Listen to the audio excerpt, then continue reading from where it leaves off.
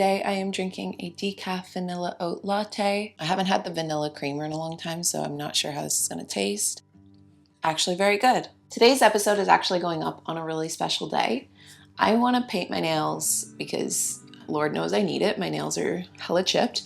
And talk about my unfiltered experience of being a mom. This episode is scheduled to go up on Wednesday, September 6th, my son's first birthday, and also my first anniversary as a mom. So I feel like this was the perfect timing to do this.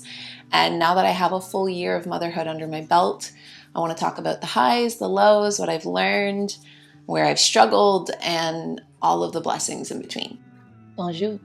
I would like to take a quick second to thank Lingoda for sponsoring today's Coffee Talk podcast episode. Lingoda is an online language school that's available 24/7, and you have full control over when you book into your classes. As a new mom in particular, I love the flexibility of Lingoda, but if you have the time and the dedication to really go hard at learning a new language, they have something called language sprints. That's where you do a 2-month language challenge, and if you do, you actually can earn some of the money back that you invested in Lingoda to begin with. Scratch off learning a new language from your bucket list by checking out the link in the description notes and learning more about Lingoda. And if you use my code Kalyn's Coffee, then you can get €20 or $25 off your sprint registration. Scent is definitely my strongest sense, and when I feel like I don't smell good, I can't do anything. It bothers me so much. And so finding a good deodorant that I feel good wearing, but that also lasts all day long is so important.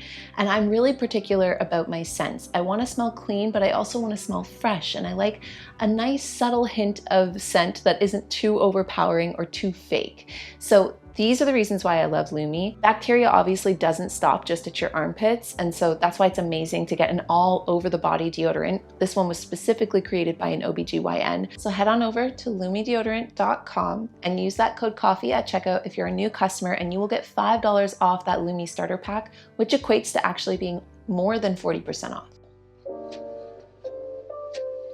Whether you're searching for your latest sneaker drop, that iconic handbag, a timeless watch, or your next piece of classic jewelry, eBay authenticators are there verifying every detail of your purchase.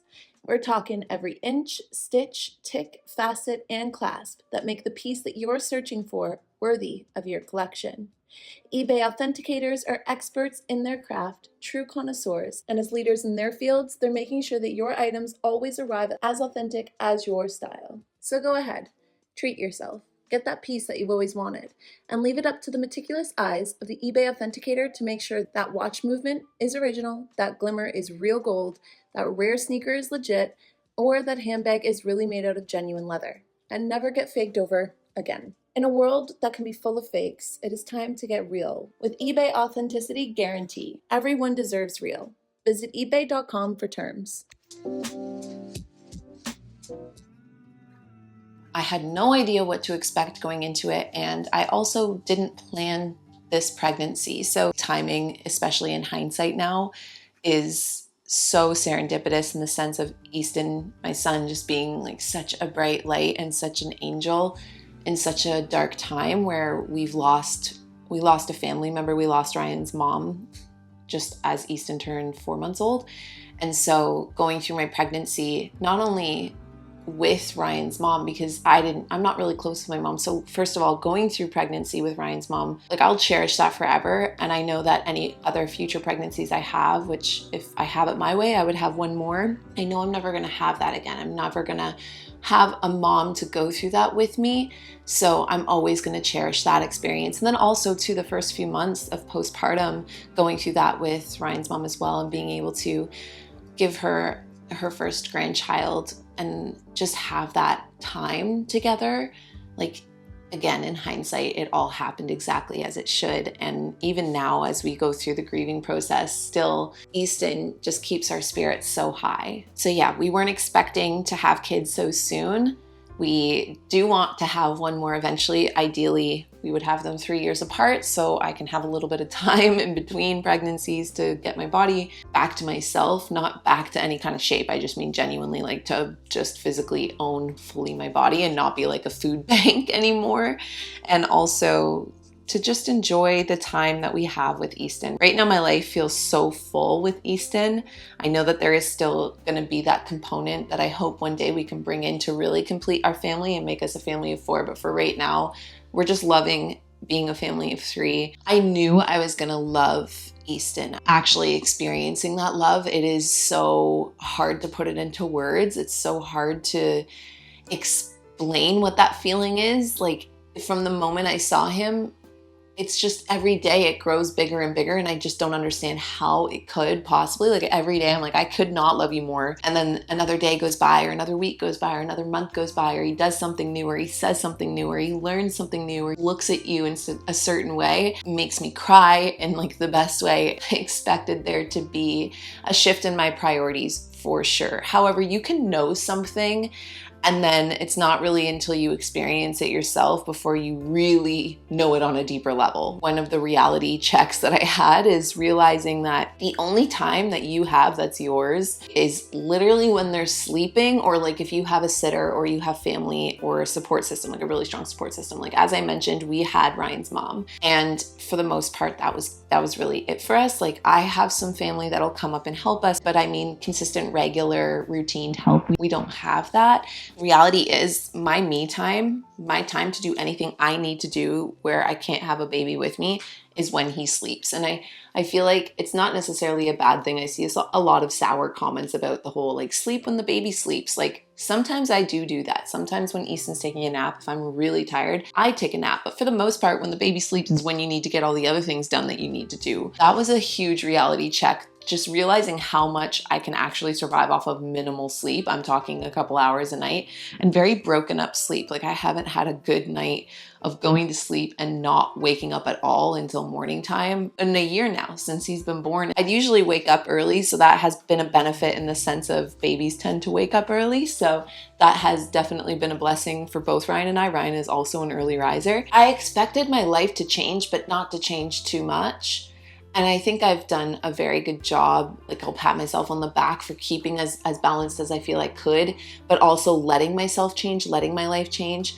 I guess part of the reality that I feel a little surprised by is, and this is understandable, so let me preface this by saying, like, I totally get it, I totally understand it, but I guess it's just like, nobody's life changes as much as yours does when you have a kid, right? Like, nobody's gonna love your kid as much as you, and nobody's gonna care about your kid as much as you, which, again, I fully understand that. The reality check of like how isolating it can be sometimes, how lonesome it can be sometimes, just the day-to-day battle of getting things done or like making it through the day. That quote that like the days are long, but the years are short is so true. This year feels like it went by so quickly. I can't believe he's a year. You would expect more people to kind of be there with you, even to just be there like energetically or like spiritually in a sense, like to just to say like, hey, can you send me a picture of Easton today? Or how's he doing? So editing me here, I just want to jump in and say that this feeling for me also probably comes a lot from feeling that missing void of Ryan's mom, because that's exactly what she was like and what she would do. And that was like a daily occurrence. So it's kind of jarring to be missing that role. And I feel like that's maybe why I'm feeling this emotion or feeling that void of someone to just want those things like a grandmother would. There are some moments of motherhood that I'm never gonna forget. Easton's first word was mama, and watching him learn how to stand, take steps, watching him with Ryan has been one of the most beautiful things. Just seeing their love together, seeing his love for his papas, both of his papas. Also just the little moments. I was gonna do my best not to cry, I'm sorry. There is this weird comfort that comes from being up in the middle of the night with your baby. And I am so sad that those moments are coming to an end, and I'm sure I'll eat my words as he goes into like toddlerhood and probably wakes up in the middle of the night and keeps me up. But more so the nights, specifically when he was a newborn, even now to this day, where I have to get up in the night and I feed him, and like he'll reach up and put his little hand on my face, or he'll run his fingers through my hair, or he'll rub my arms, and it's just like, it is the most adorable thing, and I'm always gonna feel fondly.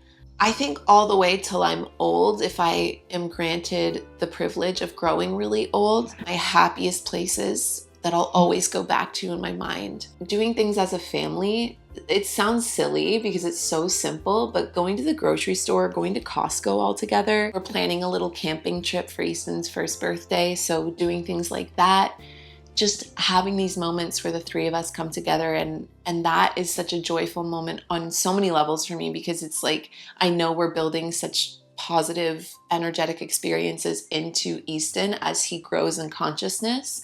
But I also used to be this pit in my stomach, or this hole in my stomach, where like my family, my nuclear family blew up when I was a teenager.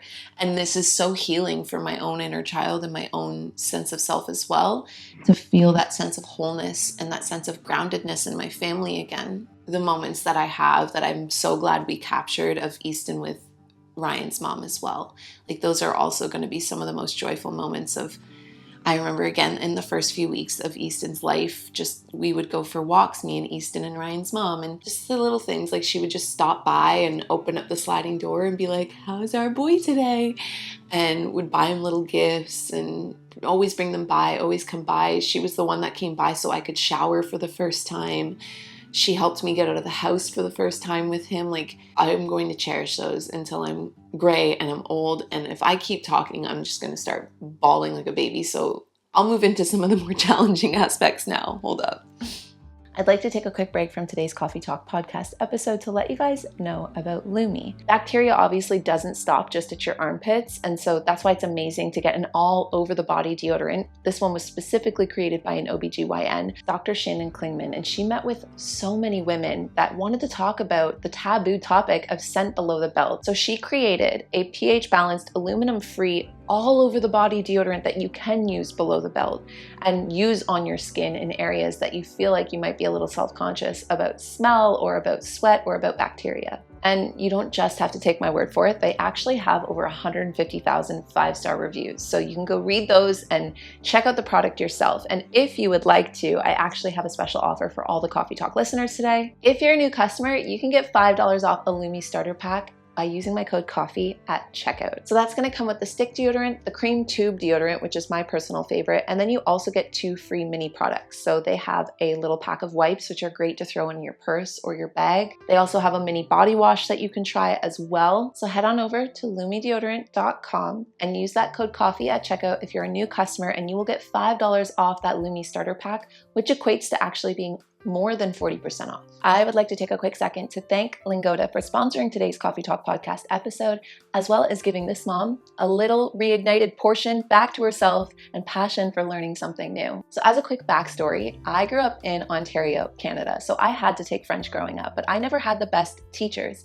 So when I walked away from French, I knew how to say some basic phrases and some random terms, things like bonjour, je m'appelle Kalyn, or le baume de neige, or le Père Noël, but I never really knew or understood the actual basis of how to speak French, let alone got a chance to practice it. I've always admired people that were bilingual and wished that I was myself. So when I got the chance to try out Lingoda, I was really excited to try to sharpen back up my French-Canadian speaking. Lingoda is an online language school that's available 24/7, and you have full control over when you book into your classes. The best part is that there's only 3 to 5 students per class, and each class is hosted by a real native level teacher that can speak the language. And so with that small portion of a class that's about 60 minutes long, you get a lot more interaction and a lot more practice actually learning and using the language that you learn. Now, personally, my favorite part about Lingoda is that because I can book a class at any time, especially right now in this chapter of my life as a mom and staying at home as a mom and also working, when I finally get a chance to myself, it's usually really late in the night,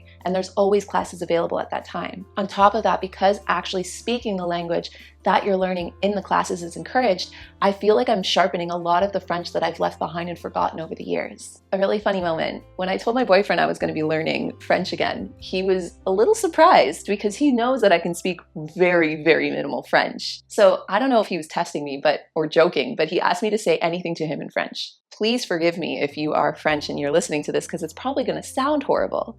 But I said back to him, je prends des cours de français, meaning I am taking a French class. I literally said the same sentence to him, but in French. And the look on his face was so funny because he was not expecting it. And since then, I've been using little day-to-day moments, including interacting with my son, to practice the French that I'm learning, which has become so fun. As a new mom in particular, I love the flexibility of Lingoda, but if you have the time and the dedication to really go hard at learning a new language, they have something called language sprints. That's where you do a 2-month language challenge. And if you do, you actually can earn some of the money back that you invested in Lingoda to begin with. So in a 2-month span, you do 15 classes in 1 month, or you can do a super sprint, which is 30 classes in 1 month. And doing it that way, you're going to see a large amount of progress in a small amount of time. And on top of that, if you successfully finish one of the language sprints, then you can get 50% cash back or 40 to 75 credits to learn an entirely new language. I love this incentive to learn. It feels very James Clear, Atomic Habits, if anybody has read that book, on how to hack the brain and make it seem enjoyable to teach the brain to learn new habits and to learn new things. So if you want to learn a target language really quickly, then the Lingoda language sprints are definitely going to be the way to do it. Scratch off learning a new language from your bucket list by checking out the link in the description notes and learning more about Lingoda. And if you use my code Kalyn's Coffee, then you can get 20 euros or $25 off your sprint registration. Merci de soutenir le spectacle. AKA, thank you for supporting the show and for listening to my very rusty but growing French. I feel like, I don't know if this is just me, so please tell me some other perspectives. I would love to hear your perspective if you feel differently at all. But I feel like I was expecting, I guess, a more child supportive society or a more parent supportive society. I don't know if we've just come to a time on the planet where people just really don't like kids and babies, or if it's like a Western culture thing where it's just like, you go out in public and nothing is really accommodating for children. Not that everything should be accommodating for only children, but that there would be a little bit of like thought that would go into just the infrastructure of like a city. Or like when I went to Toronto, nothing had shocked me more than how many places don't have change tables. No places have a spot for you to go feed your baby. And I don't know how that's going to continue to be as I grow in terms of like having a toddler versus having a kid versus having a preteen and so on and so forth. Yes, they are babies, but they're still human and they're still part of society. I think this is partly more so a sign of the times that we don't live in communities anymore. We don't have a village anymore. So when you go into parenthood, and especially the role of being the mom and being the mother, like nurturing and being more of the primary parent. Centuries ago, our ancestors would do that with fellow moms. Like you would take turns so that you could all get the things done you needed to do. When you walk into motherhood, or at least in my experience, walking into motherhood, you become the village yourself. Like it is literally you. And then it becomes impossible not to get burnt out being a full village by yourself, doing every role by yourself for the most part. I don't have much to say about it because I feel like I'm through the thick of it, or in the thick of it right now myself, but my boundaries are much stronger. I'm much less of a people pleaser because I definitely know how much time and how much energy I have. And I'm very, very particular about what I try my best to spend it on. Even though being a mom feels like exactly what I've always been meant to do, exactly what I've always wanted. It's always been my purpose. You do let go of a sense of freedom you had before to do whatever you want, whenever you want, and to, you know, jump on a plane and go on a trip somewhere if you wanted to, or whatever. However, I will say from my experience, like the trade-offs are much higher, they're much deeper, they're much more fulfilling. Becoming a mother has helped me feel more affirmed in who I am and more confident in who I am as well. And I think that again comes back to like, you realize how much grit you have, you realize how much you're capable of. You become like the number one advocate, not only for your baby and your child, but also for yourself. My son becomes number one priority at all times. And sometimes that means at the end of the day, my nails aren't painted, or the kitchen is a mess, or we're eating takeout because you know what? Just don't have time to make dinner tonight, or that deadline didn't get met, or I didn't have time to write or work on my books or read or whatever it is. But that's okay, because I also am super aware, realizing that those nights where it's 3:00 in the morning and Easton was just a little newborn, like those, I'll never get those nights back again, but reading will always be there. My baby won't always be my baby. He will eventually be my kid. He'll eventually be my teenager. He'll eventually be my adult. And so I'm okay sacrificing those things right now in order to prioritize this precious time that goes so quickly. I've already mentioned this a little bit, but motherhood has also really helped me grow personally.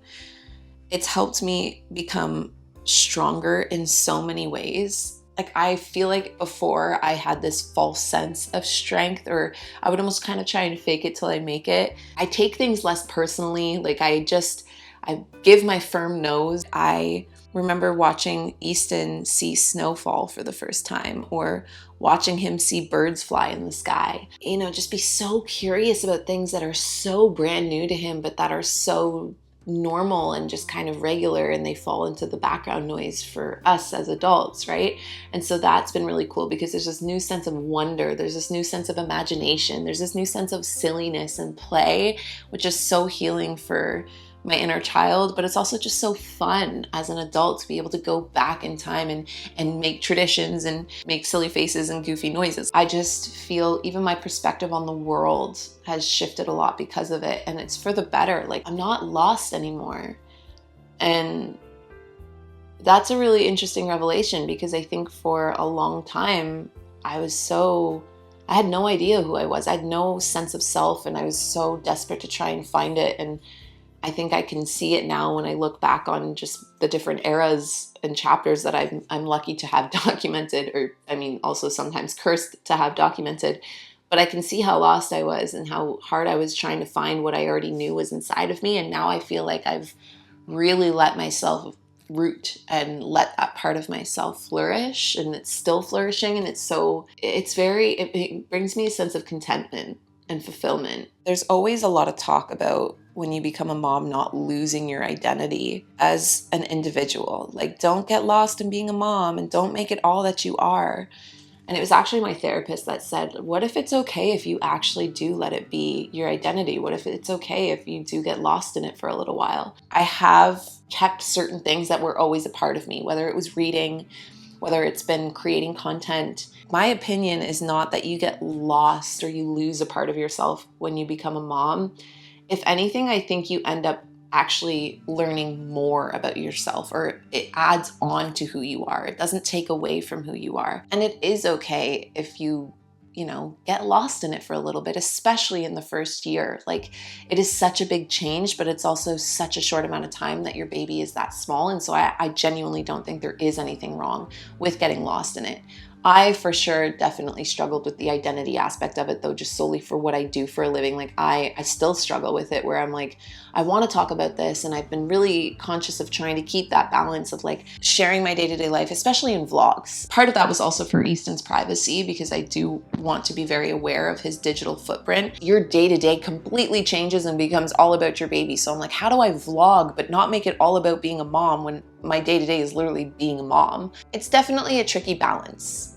However, having little bits of routine for myself, and even bringing Easton along for those routines, it's been really fun as well. Like, yeah, we're gonna go for a walk in nature every day, because that's really peaceful for me, but it's also really healthy and good for you. Or like, yeah, you can sit there and do your independent play. I'm just gonna sit right here and read right beside you. I'm right here if you need me, kind of thing. Like, finding that balance is definitely a day-to-day thing, but I do feel it's getting easier, especially now that he's coming up on the year mark. Relationship-wise, I'm not going to sugarcoat it. Having a child will test your relationship.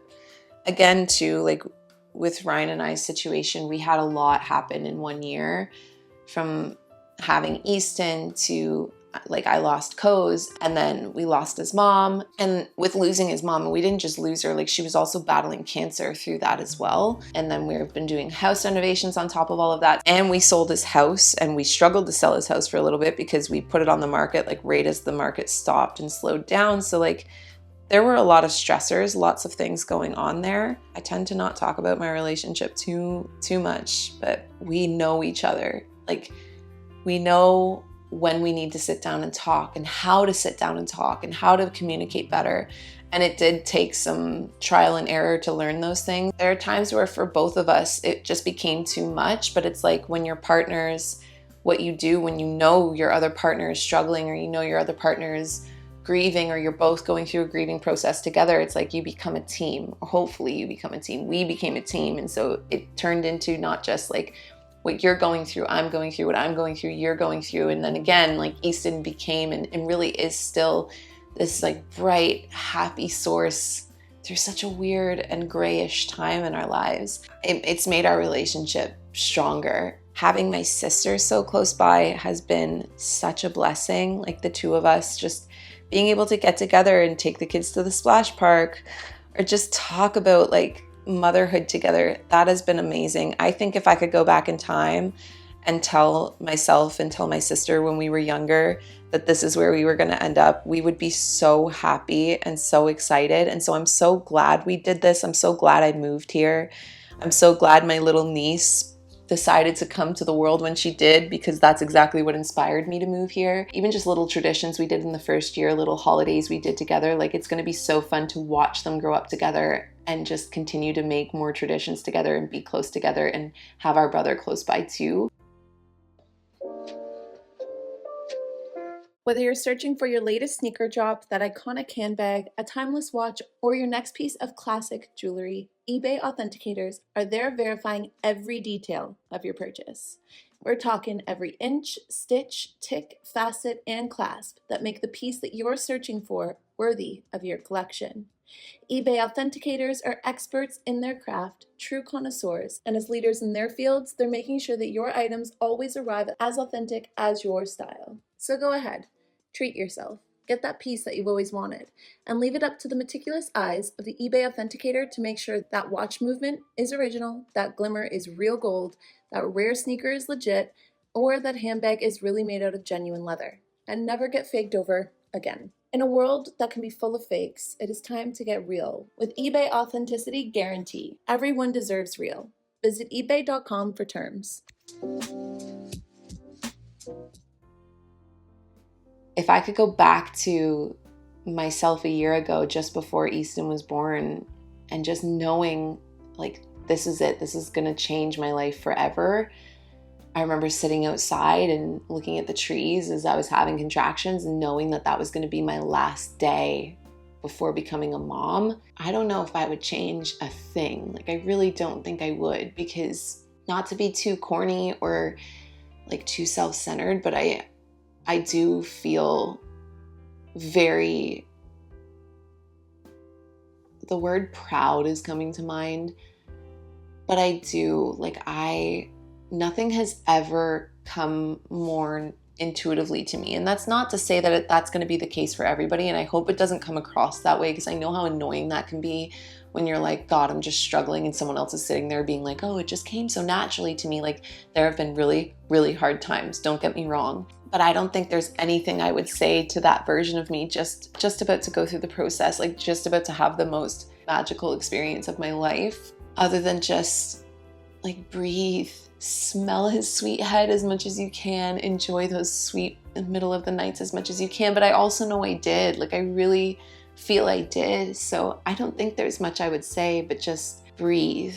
Like, you're in it, be in it. Be exactly where you are in the process, because time is going to go by either way. The days will always feel long, but the years will always go by short. I know there were times I needed to hear it without even wanting to say it, even though you know it, you know you're doing the best you can. But sometimes you just need someone to say it to you, especially in those first few weeks where he was a newborn. It would just be like the simplest little moment, you know, where I would have a win, or even if I was having a loss, but for the most part, I remember there were a couple wins I felt like I was having at the beginning, and I was just so excited about them, and she was somebody that I could just openly be like, guess what happened today? And it would be the most nonchalant thing, but she would just be like, that's amazing, like, you're such a good mom.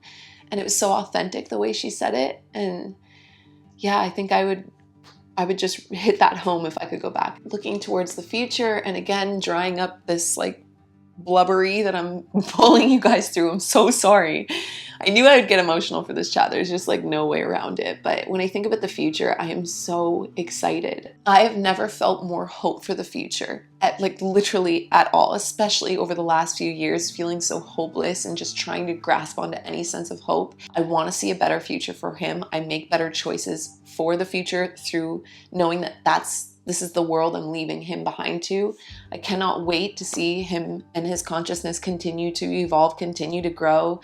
I can't wait for all of the, again, future traditions, even just like our first camping trip for his first birthday. I hope we do that every year for his birthday. He was born Labor Day weekend, the Tuesday right after I went into labor on Labor Day. So like, I want to go camping every weekend, every Labor Day weekend for his birthday, and like all the Christmases, all of the Easters, all of the Halloweens, all of the summers living in this house, again, especially too as we continue to make this house more our own. As a mom, I obviously also have like anxieties about the future. Again, when I think about the world and the parts of the world that I don't have control over that I'm leaving behind for my son, that one day there is going to be a time where you leave and you just want them to be as equipped and as okay as possible to continue to live their life in freedom and in truth, and in their freedom and in their truth. And yes, there's a lot about the world that, again, I have no idea about and I have no control over. Like, where is AI going to go? Are we going to be able to like reverse or at least slow down global warming? Or are we going to be able to treat our environment better? Are people going to start treating each other better? Are we going to be able to stop all of this division and all of this hatred? All of this is some of the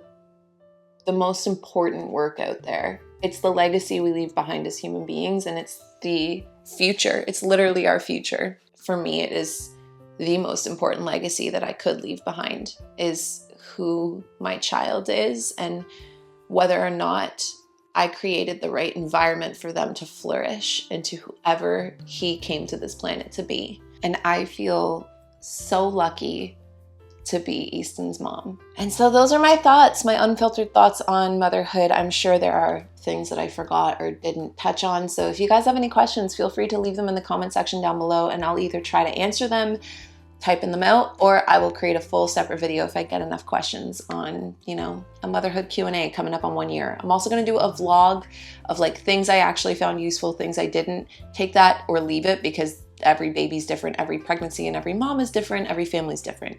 But yeah, go check that out on my vlog channel if you guys want to see it. And outside of that, I'm sending you guys so much love. Happy 1 year to Easton and 1 year of motherhood over here. And I will talk to you guys all very soon. Bye everyone.